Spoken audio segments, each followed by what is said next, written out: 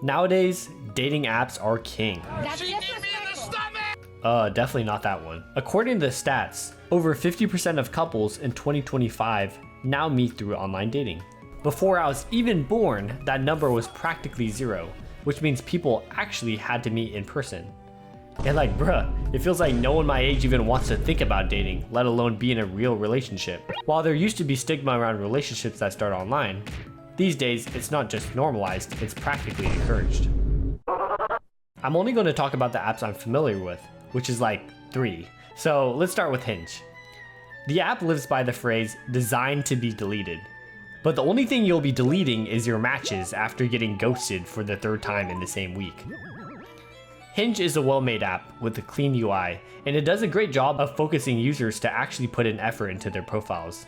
That way, you're not just staring at a picture of someone's pet, wondering what the person actually looks like. You can make specific photos or prompts, leave comments, and even add voice memos, which often make for some hilarious ass profiles. All I ask is that you. I've been single all my life and I am 64 years old. Next up, we have Tinder.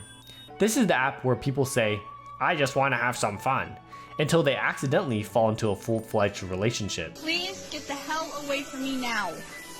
Dude, fuck off. Tinder is the OG of dating apps for blowing up the online dating scene with its popularity. You swipe right to like and left if the person doesn't meet all 37 of your appearance standards. Simple as that. Are you all right?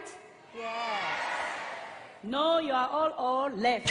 Finally, we have Bumble, one of the first apps to flip the script on the gender norms by requiring women to message first. Statistically, when women initiate, it increases the chances of a successful relationship.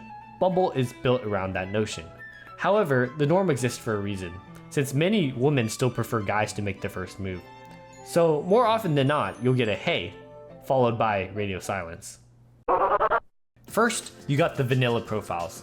Nice full body pics, maybe a prompt like, I'll beat you in word hunt, with the sideways winky face. Then there's the classic, my simple pleasures answer. Napping, eating good food, and watching K-dramas. Basically, the personality equivalent of a warm blanket. Next, there's the raver girl. Half gym rat, half gamer, and completely and mentally delusional. You'll spot at least one photo of her in skimpy ass clothing with those arm sleeves, fishnet stockings, platform boots, and enough candy bracelets to start an entire Etsy business. Then, the fake profiles. These are hilariously obvious to spot. The name will just be one letter like A or M, and their location will be a whole ass country. And their photos look straight out of an AI generated innocent girl at photo shoot. As terrible as it sounds, ELO exists on dating apps. Depending on how attractive you are, the app will usually suggest people within a similar range of attractiveness. Damn, bro, he got high. We're skipping all of these! Nah, he got high ass Elo! Nah! Honestly, this can be both a good and a bad thing. Most people prefer a significant other who is around the same level of attractiveness as themselves. But this can be demoralizing for both parties if they're already insecure about their appearance. For Exhibit A, we have unusual skills, very easy to break up with. Obviously, a red flag. The girl is quite literally saying she's easy to manipulate, which means she probably has zero boundaries and might thank you for ghosting her. Exhibit B, my greatest strength, erping on that derp till I freak it. Another red flag. Like, what the hell does that actually mean? It sounds like someone tried to summon a demon using the Urban Dictionary. Exhibit C, all I ask is that you send me a pic of your dad so I know how you'll age. This one's a little hard to gauge. On one hand, she's thinking long term. On the other hand, she's actively thirsting after your future father face. Still gonna stamp this one red, might be a little too interested in family reunions.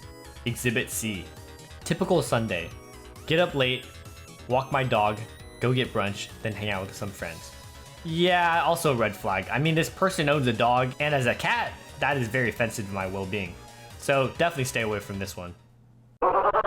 So in summary, dating apps are rigged, everyone's emotionally unstable, and if someone asks for your dad's photo, run.